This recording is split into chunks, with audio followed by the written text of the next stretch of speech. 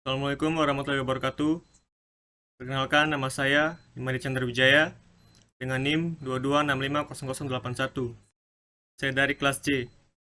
Jadi di sini saya akan menjelaskan tentang tugas 2 kecerdasan buatan, yaitu teknik pemecahan masalah dalam kecerdasan buatan. Masuk ke materinya. Di sini contoh kasus pemecahan dalam sistem rekomendasi e-commerce. Sistem rekomendasi adalah suatu sistem yang digunakan oleh para user atau customer atau pelanggan untuk mendapatkan produk yang diinginkan. Ide awal dari sistem rekomendasi sendiri adalah untuk menggunakan beberapa sumber informasi. Tujuan utama dari sistem rekomendasi adalah untuk meningkatkan penjualan produk. Terdapat beragam metode yang digunakan untuk membuat sistem rekomendasi. Penerapan rekomendasi di dalam sebuah sistem biasanya melakukan prediksi suatu item, seperti rekomendasi film, musik, buku, cerita, dan lain sebagainya yang menarik user. Sistem ini berjalan dengan mengumpulkan data dari user secara langsung maupun tidak. Pengumpulan data secara langsung dapat dilakukan sebagai berikut. Yang pertama, meminta user untuk melakukan rating pada sebuah item. Yang kedua, meminta user untuk melakukan ranking pada item favorit, setidaknya memilih satu item favorit. Yang ketiga, memberikan beberapa pilihan item pada user dan memintanya memilih yang terbaik. Yang keempat, meminta user untuk mendapat item yang paling disukai atau item yang tidak disukainya. Sedangkan pengumpulan data dengan tidak langsung berhubungan dengan seorang user dilakukan dengan cara mengamati item yang dilihat oleh seseorang user pada sebuah web e-commerce. Dari data hasil yang dikumpulkan tersebut, kemudian diolah dengan menggunakan algoritma tertentu. Setelah itu, hasilnya tersebut dikembalikan lagi kepada user sebagai sebuah rekomendasi item dengan parameter dari user tersebut. Untuk contoh kasus pada e-commerce, dapat kita lihat pada gambar yang tersedia, yaitu meningkatkan jumlah informasi produk yang tersedia di internet, membawa tantangan bagi pelanggan dan bisnis online di lingkungan e-commerce. Pelanggan seringkali mengalami kesulitan ketika mencari produk bisnis online di lingkungan e-commerce di internet karena banyaknya produk yang dijual di internet. Selain itu, pebisnis online seringkali mengalami kesulitan karena banyaknya data mengenai produk, pelanggan, dan transaksi, sehingga menyebabkan pebisnis online kesulitan dalam mempromosikan produk yang tepat kepada target pelanggan tertentu. Sistem rekomendasi dikembangkan untuk mengatasi permasalahan tersebut dengan berbagai metode seperti kolaboratif filtering, content based, dan hybrid. Metode pemfilteran kolaboratif menggunakan data rating pelanggan berbasis konten, menggunakan konten produk seperti judul atau deskripsi, dan metode hybrid menggunakan keduanya, dasar rekomendasi. Pada penelitian ini digunakan algoritma Generous Neighbor untuk menentukan top end rekomendasi produk pada setiap pembeli. Contoh kasus pemecahan dalam chatbot pelayanan pelanggan. Chatbot merupakan program komputer yang dirancang untuk dapat melakukan interaksi dengan manusia melalui pesan teks maupun suara. Chatbot biasanya juga dibekali dengan kecerdasan buatan dan pemrosesan bahasa alami yang membuatnya menjadi program komputer yang cerdas dan dapat menjawab pertanyaan yang diberikan oleh manusia. Chatbots banyak digunakan dalam e-commerce dan layanan elektronik karena penerapannya membuka peluang yang menjanjikan untuk meningkatkan layanan pelanggan. Fungsi chatbot yang terkait dengan pelanggan adalah interaksi, hiburan, pemecahan masalah, tren, dan penyesuaian.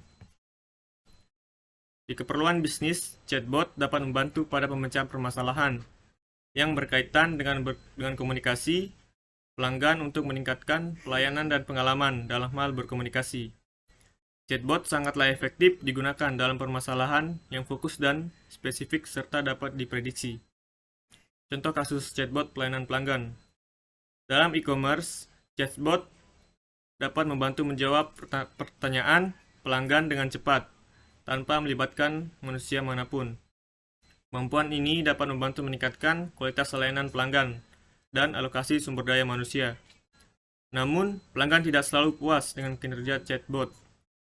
Misalnya, chatbots dapat memberikan respon yang tidak sesuai pada pelanggan, sehingga menyebabkan kesenjangan antara harapan pelanggan dan kinerja sistem, yang pada gilirannya dapat memicu perilaku pelanggan yang tidak diinginkan, seperti ketidakpatuhan. Untuk meningkatkan kinerjanya, chatbots diintegrasikan dengan basis pengetahuan (KB) untuk percakapan yang lebih dinamis dan sukses. Chatbots dapat langsung mencari KB dan menggunakan data yang ditemukannya untuk memberikan respon dan dipersonalisasi. Untuk menjembatani kesenjangan tersebut, desain KB yang dapat secara efektif mendukung aplikasi chatbot layanan pelanggan. Kerangka desain KB yang menggabungkan manajemen pengetahuan pelanggan (CKM) dan menyajikan arsitektur sistem chatbot yang secara proaktif terus meningkatkan dirinya. Sebuah sistem prototipe kemudian dikembangkan berdasarkan desain yang diusulkan dan diuji cobakan, serta dievaluasi di perusahaan pakaian intim multinasional.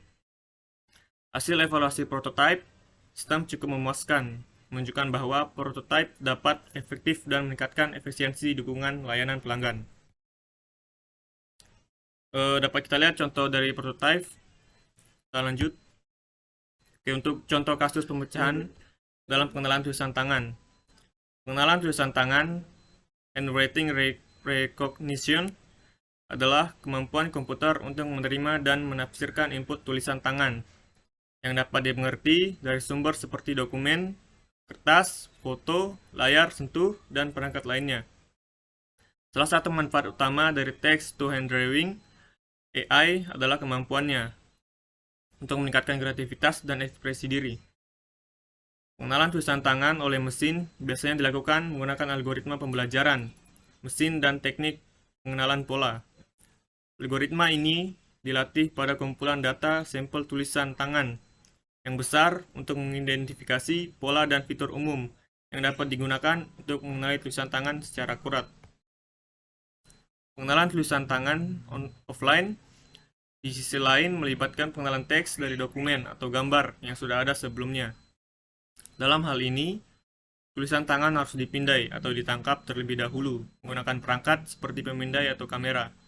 Perangkat lunak pengenalan tulisan tangan kemudian memproses gambar yang dipindai, yang mengubah teks tulisan dengan teks menjadi teks digital. Pengenalan tulisan tangan online juga dikenal sebagai pengenalan tulisan tangan waktu nyata, melibatkan pengenalan teks tulisan tangan saat sedang ditulis. Hal ini biasanya dilakukan dengan menggunakan tablet digitalisasi khusus atau perangkat layar sentuh. Tulisan tangan diubah menjadi teks digital secara real time saat pengguna menulis, memungkinkan pengguna melihat teks yang dikenali di layar saat mereka menulis. Berikut contoh scan digital dalam tulisan tangan. Mungkin sekian presentasi singkat dari saya. Jika ada kata yang kurang dimengerti, mohon dimaafkan. Saya tutup dengan ucapan Assalamualaikum warahmatullahi wabarakatuh. Terima kasih.